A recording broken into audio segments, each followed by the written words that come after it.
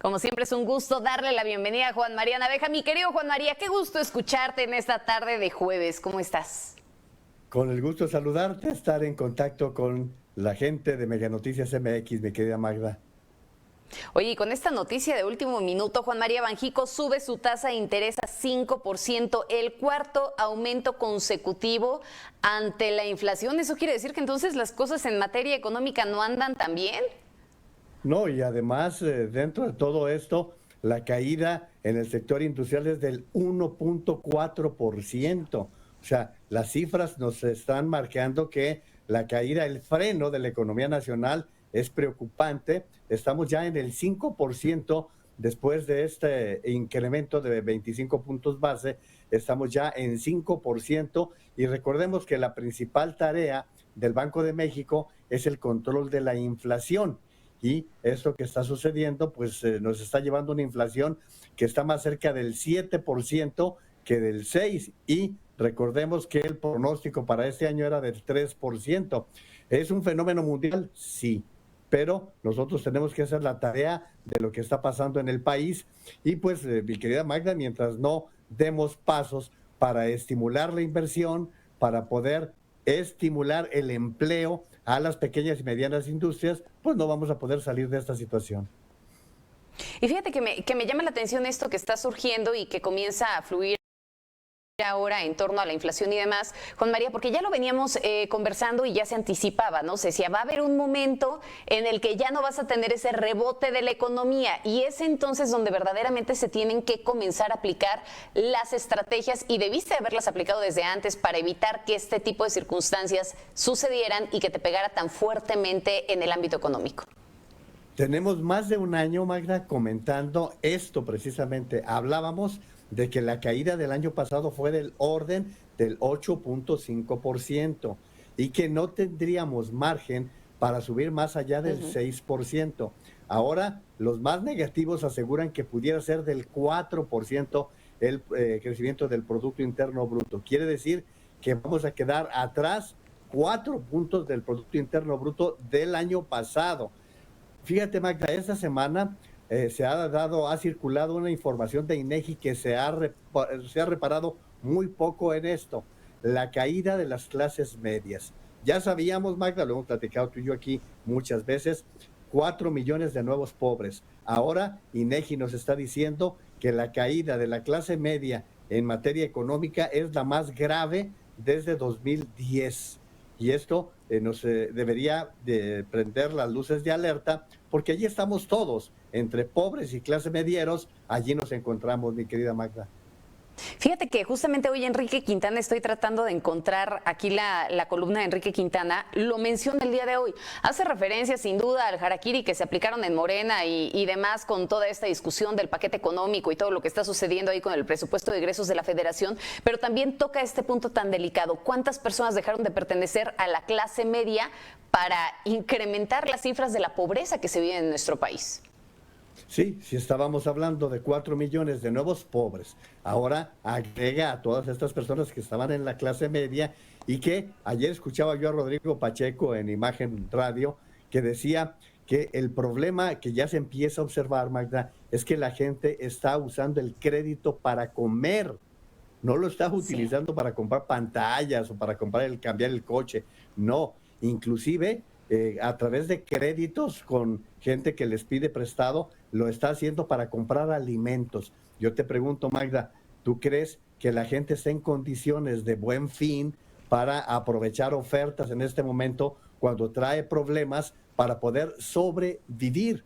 Esa es la problemática real. Y ahora que mencionabas lo del presupuesto de egresos, a ver, Magda, eso lo has estado explicando con mucho detalle, hay irreductibles, que esos no te puedes saltar. ¿Qué son los irreductibles? Los que tienes que incluir el pago sí o sí.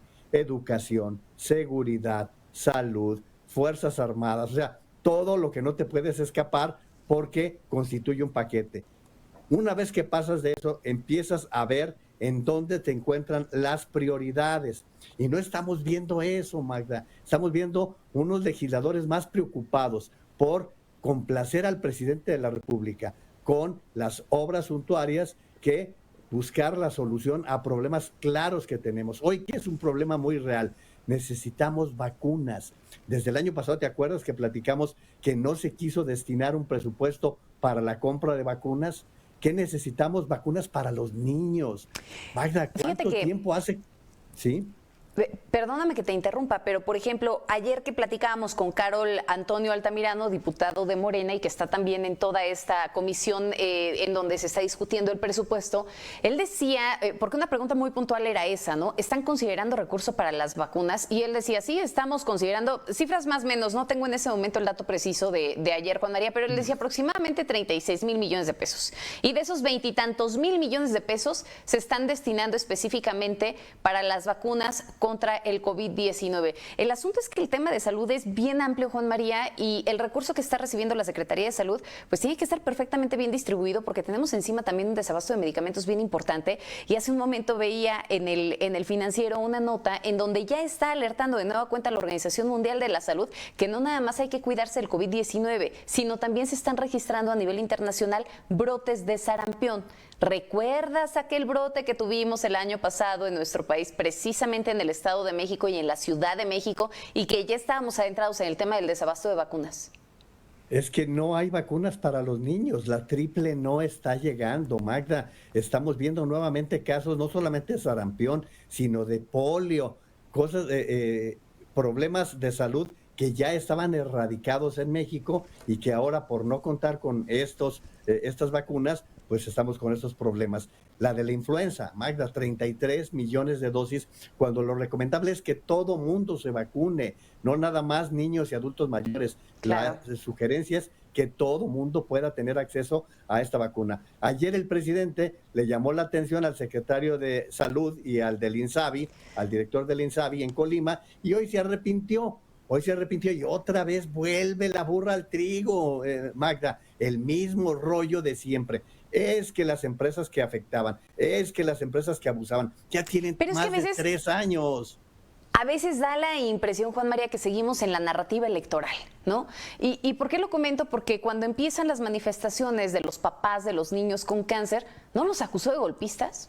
O sea, digo, a ver, bueno. Y ahora en este momento sí ya es, no, espérenme, no pueden ser golpistas, hay que garantizar el abasto, no podemos dormir si no hay abasto. No, pues no, nadie puede dormir si no hay abasto de medicamentos. ¿A quién le va a gustar esa situación? Y mira, lo conversábamos, no recuerdo si lo toqué contigo la semana pasada. Un accidente me hizo cortarme con un metal oxidado, ¿no?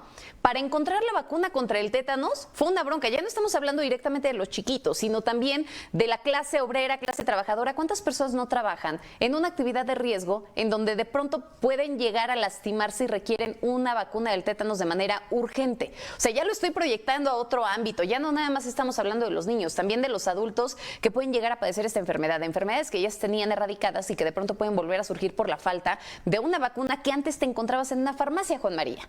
Y que decías, bueno, ok, si no me voy al centro de salud, la compro en la farmacia. Ya ni siquiera en las farmacias las encuentras y en las pocas que las hay, te las venden al doble. Así es. La semana pasada comparecieron ante el Senado, ante comisiones del Senado, los directores del Seguro Social y del ISSSTE y reconocieron que no hay suficientes medicamentos. Magda, tú tienes el médico en casa, sabes perfectamente que no hay abastecimiento completo. La gente no sale con los medicamentos que se están recetando. Tienen que ir a comprarlos a otro lugar si es que tienen dinero. Y si no tienen dinero, pues se mueren, ¿no? Porque no, todo esto. Y esto tendría que tener también un recurso especial de lo que hemos platicado, Magda. Un recurso para las secuelas del COVID-19. Hay millones de mexicanos que se contagiaron de COVID y que están registrando secuelas del COVID-19 en diferentes manifestaciones en el habla, en su organismo. Digo, yo no soy especialista, pero sí tengo temas la información. Neuronales. Así, exactamente. Y que estamos hablando de que ese tipo de problemas son para toda la vida. Y si no tenemos un recurso suficiente para eso, en este momento, después de todo lo que hablábamos, Magda, de los irreductibles, lo siguiente tendría que ser salud, en todas sus dimensiones, en todo lo que se representa para cubrir el sector salud. El siguiente es seguridad.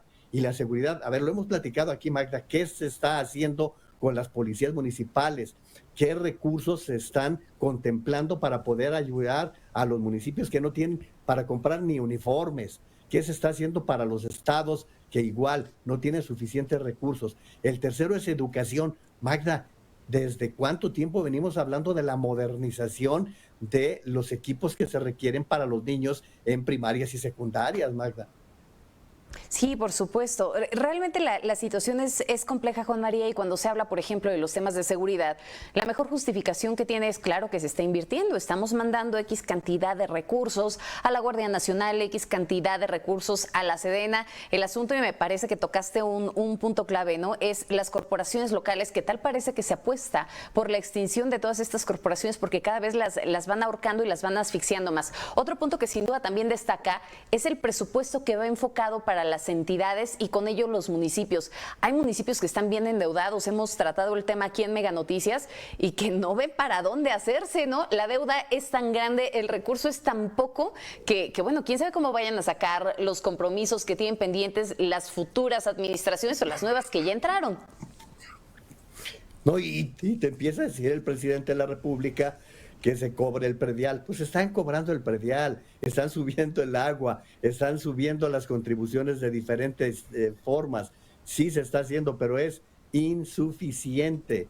Magda, y Oye, pero a ver, espérame, porque eso de que se cobre el predial, mira que en el Estado de México ya está en discusión, en la Cámara de Diputados también un incremento del predial, ¿eh?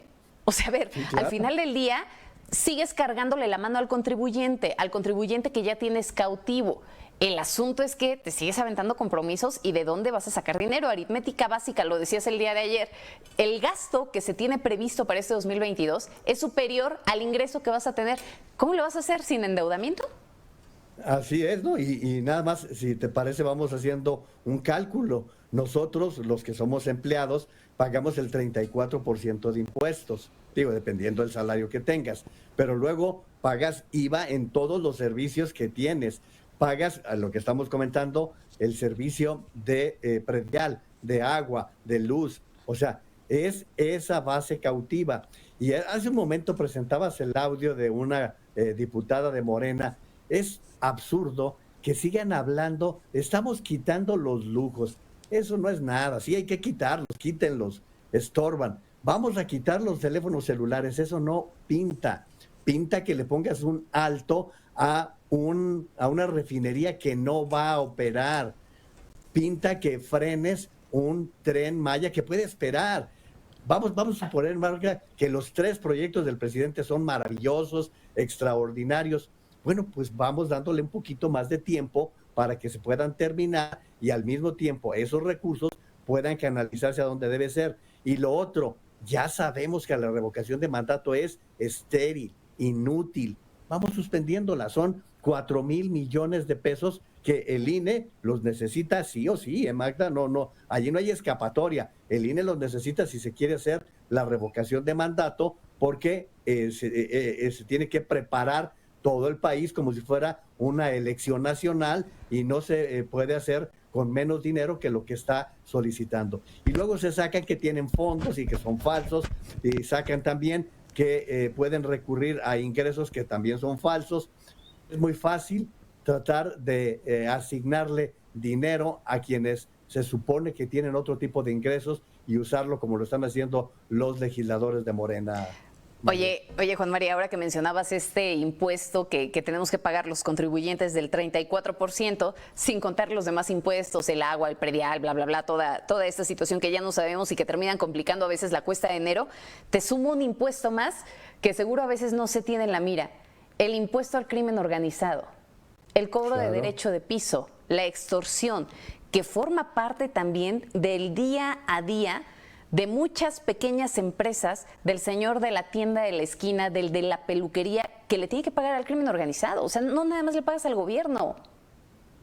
Estás hablando de una tendencia permanente en los barrios y ciudades en todo el país. Pero ¿qué te parece si hablamos de nosotros, los propios ciudadanos? Cuando nos quitan la cartera y traías los 500 o los 1,000 pesos que ya no los vas a tener. O te roban el celular. Un celular que te puede costar por lo menos, Magda, 10,000 pesos, por lo menos. Ya si traes un celular, cosa que es muy tu asunto, traes uno de 30,000 pesos, pues te robaron 30,000 pesos. Entonces, esta contribución al crimen organizado, pues nos afecta, nos impacta a todos los mexicanos y pues está a ojos vistas, lo estamos sufriendo en todas partes en el país, Magda. Claro. Ahora, déjame darle la vuelta un poco al tema, Juan María, e irme a otra parte más y retomando un poco el seguimiento que le hemos dado también al caso de Santiago Nieto. Escuchaste las declaraciones de hoy, que no se descarta la posibilidad de volverlo a incorporar. ¿A qué estamos jugando? Pues al papá enojón, al papá rabioso, Magda, porque se portó mal, según el presidente de la República. Vamos a darle un tiempo para que reflexione. Lo mandó a la esquina con orejas de burro. A ver, Santiago, piensa muy bien lo que hiciste porque te portaste mal. Ya que lo reflexiones, entonces vemos si te reincorporamos. Vamos a ver qué decide Santiago Nieto, porque también él tiene voluntad. Y lo que, de entrada, a ver, ayer Magda, cuando anunció la llegada de Pablo Gómez, ni siquiera las gracias le dio. Y hoy ya lo presentó como un abogado muy competente, muy calificado, pero que tuvo un exceso. A ver, tuvo un exceso, pues cada quien tiene la boda que puede pagar. En el Bueno, caso con de 400,000 pesos al mes yo creo que sí le alcanza. O sea, perdón, no, pero sí. bueno, pues sí, estamos hablando de dos salarios importantes. La esposa tiene un buen salario y él tiene un buen salario. Estamos hablando de dos personas que tienen un buen ingreso y que supongo tienen sus ahorros también. ¿Y por qué no hay ningún comentario, por ejemplo, de Quirino Ordaz, Magda, que también por allí apareció y que lo mandará el presidente de la República como propuesta para la Embajada de México en España? Digo, porque si vamos a empezar a sancionar a quienes fueron a la boda, incluso se dice que Quirino Ordaz llegó en avión particular, ¿eh? No de él, pero también fletado. Pero es que no nada más es el asunto de la boda, ¿no? O sea, hoy el mandatario federal decía que no se podían tolerar las extravagancias. Espérame, porque si de extravagancias hablamos, tienes al lado a Bartlett, ¿no? O sea, dijo, Claro. creo que de pronto es un poco contradictoria, pues, la forma de actuar y el discurso. No, bueno, y recuerda que, por ejemplo, Julio Scherer, departamentos en Miami, ya no está, pero departamentos de varios millones de dólares en Miami. La exsecretaria de Gobernación, Olga Sánchez Cordero, que se le olvidó declarar su departamento en Texas. Y así sucesivamente. Ayer tú mencionabas el caso de Arganis, el secretario de Comunicaciones y Transportes, que hasta inversiones en los Pandora Papers. Entonces, pues la verdad es que esos son más extravagancias que organizar una boda a donde le metes todos los kilos. Y recuerda que hubo una boda antes, que fue la de César Yáñez, su fiel escudero durante muchos años. César Yáñez anduvo con López Obrador durante unos 20 años en las áreas de comunicación social. Tuvo una boda y que se difundió en las revistas Rosa y que, bueno, pues el castigo fue darle un puesto de menor nivel, pero pues ya la esposa es diputada, Magda. Dime una cosa, Juan María, y que me parece que aquí decíamos, ¿no? Hay muchos trasfondos y muchas lecturas que se puede dar a todo lo que pasó. ¿Qué papel va a jugar todo esto en el futuro? O sea, ya sé que de pronto suena anticipado hablar del 2024, pero es que no fuimos los medios de comunicación los que pusimos el 2024. Salió directamente desde Palacio Nacional este asunto en donde ya comienzan a moverse las cartas y empezamos a ver detalles por todos lados. Mira, podríamos hablar hasta de la reforma eléctrica, ¿no? Que, bueno, al final del día también en este momento está en un stand-by porque no se puede continuar la discusión y no nada más porque son muy guadalupanos los diputados, sino porque finalmente ya vino un jalón de orejas desde Estados Unidos. O sea, ¿cómo se mueven todas estas cartas de cara al 2024? Es que el espectáculo favorito en la política nacional es la especulación. No sé si a ti te ha tocado leer y ver cómo parte de esta crítica que se le ha centrado a Lorenzo Córdoba es que en el área de Morena y del presidente de la República estiman que pudiese convertirse en una carta muy atractiva para el 2024. Lorenzo Córdoba ha dicho que no, que él va a regresar a su cubículo en la UNAM, que no está pensando en ningún momento. Pero bueno, vamos a dejar que pasen los tiempos, pero ya están esas jugadas. ellas se están dando todas esas cosas. Y te pregunto, a ver, Magda, ¿qué antes de andar placeando a Claudia Sheinbaum y a Marcelo Ebrard, no tendría que resolverse el problema de la línea 12 del metro? ¿No tendría que aclararse la tragedia que se vivió el pasado 3 de mayo? La vorágine informativa es tan rápida, Juan María, que de pronto se van quedando los temas rezagados y son temas importantes, temas que nunca deberían de pasar de moda, por llamarlos de alguna forma, y que deberían de mantenerse en el reflector. ¿Qué es lo que está pasando con las víctimas? ¿Qué es lo que está pasando al momento de hablar de resarcir los daños, de poder controlar todas estas problemáticas? Y nada más cerraría preguntándote, Juan María, ¿qué podríamos esperar entonces para esta reunión que también ya se tiene prevista entre México, Estados Unidos y Canadá, en donde seguramente saldrá también a relucir el asunto de la reforma? No, la reforma es clave. Mira, esto no lo hemos ponderado como debe de ser. Justo cuando estaba el presidente de Naciones Unidas en el Consejo de Seguridad, llegó la nota en la cual Biden convocaba de emergencia a una reunión de los 3 integrantes del Tratado de Libre Comercio. ¿Por qué? Pues porque había una gran presión. Biden trae una gran presión de los legisladores con respecto a la reforma eléctrica en México, porque le han metido $1 billón. Entonces, Claro. recordarás, tú diste la nota, que en Salazar fue y se presentó en Palacio Nacional para hablar con el presidente de este tema. Entonces, no cabe duda que son dos asuntos fundamentales: reforma al sector eléctrico y los migrantes. Porque ¿qué va a pasar, Magda, si la semana que entra o dentro de 15 días llegan 10,000 migrantes nuevos a la frontera entre Estados Unidos y México? Porque ahorita son 6,000 los que van caminando y que ya decidieron no ir a la Ciudad de México, sino irse de plano a Estados Unidos, bueno, a la frontera norte, y que está por salir otra caravana que se va a unir y que pudiera completar 10,000. Entonces, lo que va a suceder es que se van a reunir los 3, Canadá, México y Estados Unidos, y luego tendrán reuniones bilaterales para analizar los temas particulares, y creo que allí es en donde la reforma al sector eléctrico, no lo dudes, Biden lo va a tratar de manera fuerte. Así Bien.